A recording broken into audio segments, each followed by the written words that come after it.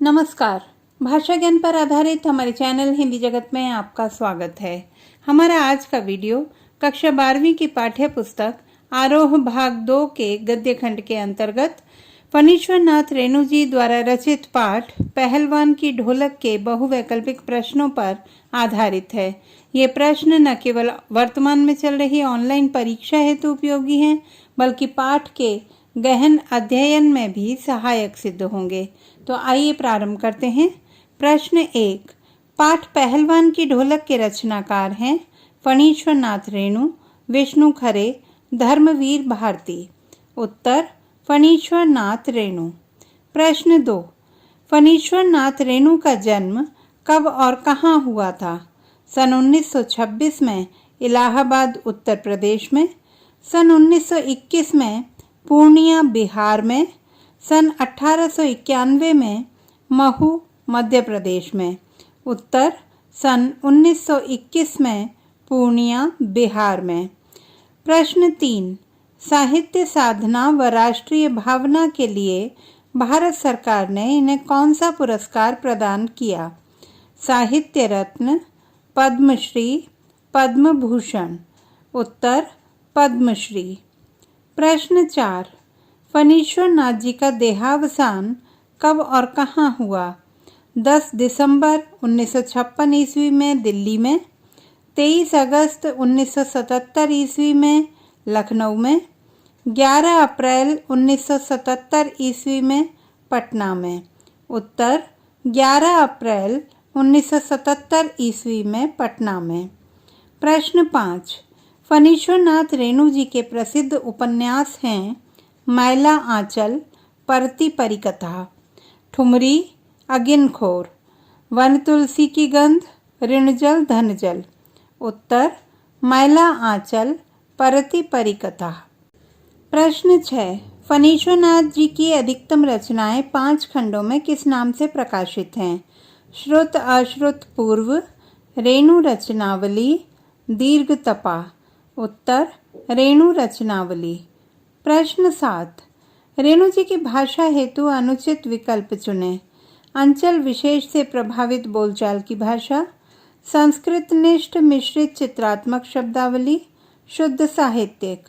उत्तर शुद्ध साहित्यिक। प्रश्न 8। पहलवान की ढोलक कहानी डैश की कहानी है।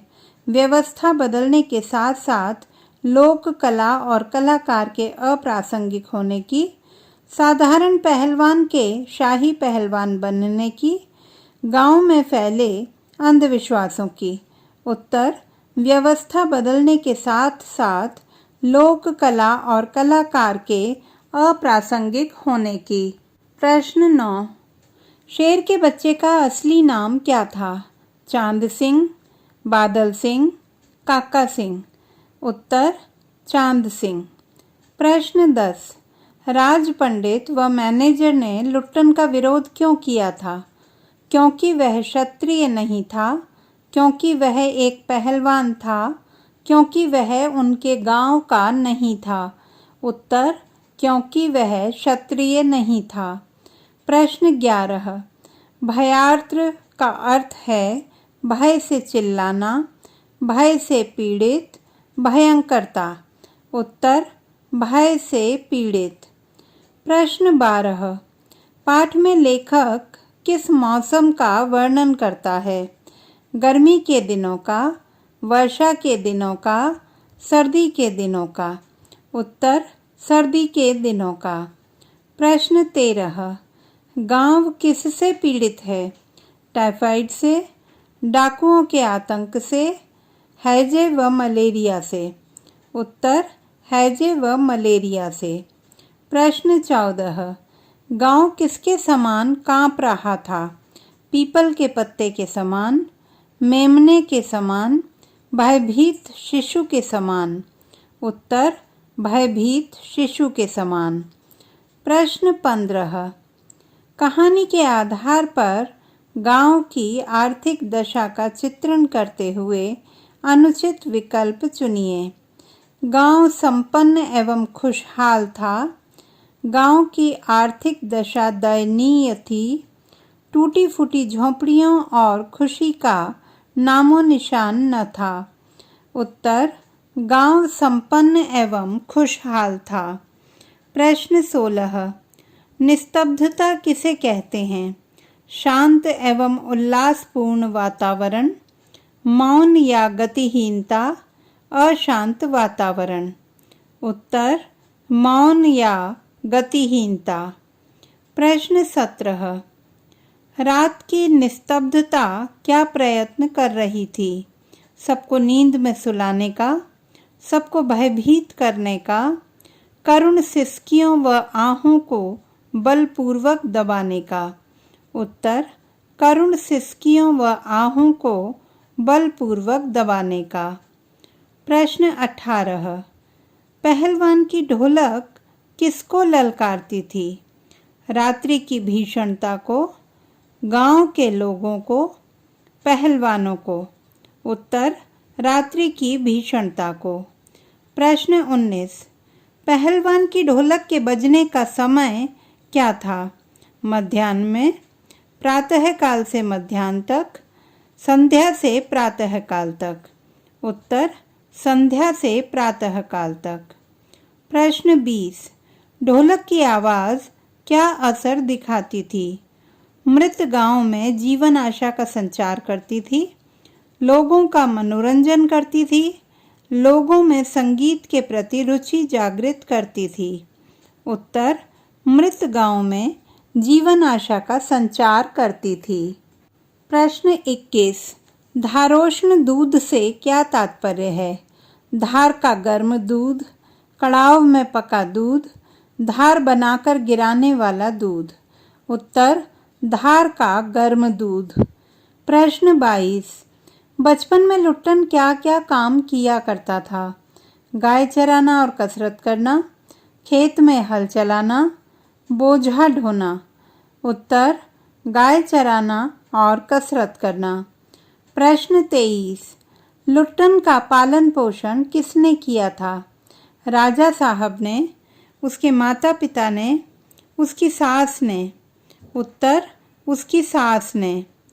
प्रश्न 24, बिजली उत्पन्न होना का आशय है बिजली भर जाना, प्रबल जोश उत्पन्न होना, बिजली का उत्पादन करना। उत्तर, प्रबल जोश उत्पन्न होना। प्रश्न 25, चांद सिंह अपने टाइटल शेर का बच्चा को सत्य प्रमाणित करने के लिए क्या करता था? अनुचित विकल्प चुनें। अजीब किलकारी मारकर छोटी दुल्की लगाता था, दंगल के बीच में दहाड़ता था, शेरों के साथ लड़ता था। उत्तर, शेरों के साथ लड़ता था। प्रश्न 26, शांत दर्शकों में खलबली मचने का कारण क्या था? लुट्टन का मैदान छोड़कर भाग जाना, चांद सिंह को हृदयाघात होना, लुट्टन द्वारा चांद सिंह को चुनौती देना। उत्तर, लुट्टन द्वारा चांद सिंह को चुनौती देना। प्रश्न 27, लुट्टन पर किसने आक्रमण किया? राजा के सिपाहियों ने, बादल सिंह ने, चांद सिंह ने। उत्तर, चांद सिंह ने। प्रश्न 28, राजा साहब ने कुश्ती को बीच में ही क्यों रोक दिया? अनुचित विकल्प चुनिए।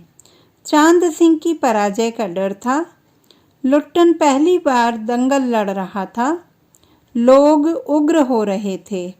उत्तर, लुट्टन पहली बार दंगल लड़ रहा था। प्रश्न 29, राजा साहब ने लुट्टन को क्या नसीहत दी? दरबार में शाही पहलवान बन जाने की, मेला देखकर घर लौट जाने की, चांद सिंह को क्षमा कर देने की। उत्तर, मेला देखकर घर लौट जाने की। प्रश्न 30, लुट्टन के विरोध से तत्कालीन समाज की किस बुराई का पता चलता है? जातिगत भेदभाव की, छुआछूत की, अमीर गरीब की। उत्तर, जातिगत भेदभाव की। प्रश्न 31, सत्ता परिवर्तन का क्या परिणाम हुआ? उसे महल से बाहर निकाल दिया गया, उसकी पदोन्नति कर दी गई, उसे सेवानिवृत्त कर दिया गया। उत्तर, उसे महल से बाहर निकाल दिया गया। प्रश्न 32, पहलवान की अंतिम इच्छा क्या थी? उसे चिता पर पेट के बल लिटाया जाए, चिता सुलगाने के समय ढोलक बजाया जाए, उपर्युक्त दोनों। उत्तर, उपर्युक्त दोनों। प्रश्न 33, लुट्टन सिंह किसे अपना गुरु मानता था? दारा सिंह को, चांद सिंह को, ढोलक को। उत्तर, ढोलक को। प्रश्न 34, अंधेरी रात को आंसू बहाते हुए क्यों दिखाया गया है? चारों ओर व्याप्त मौत के सन्नाटे के कारण, रात की भयावहता को दिखाने के लिए, उपर्युक्त दोनों। उत्तर, चारों ओर व्याप्त मौत के सन्नाटे के कारण। प्रश्न 35, बीमारी से झटपटाते हुए पहलवान के बच्चों ने पहलवान से क्या कहा? अब हम नहीं बच सकेंगे, जल्दी ही वैद्य जी को बुला लाओ, उठा पटक दो वाला ताल बजाओ। उत्तर, उठा पटक दो वाला ताल बजाओ। तो बच्चों, ये थे पाठ पहलवान की ढोलक पर आधारित बहुवैकल्पिक प्रश्न। आशा करती हूँ कि यह वीडियो पाठ को सूक्ष्म रूप से समझने में सहायक सिद्ध होगा। पाठ के विस्तृत अध्ययन हेतु प्रश्नोत्तरों पर आधारित हमारा वीडियो देखना ना भूलें। भाषा संबंधी किसी भी समस्या के समाधान हेतु बने रहिए। सुनीता भटनागर हिंदी जगत के साथ। आपका दिन शुभ हो।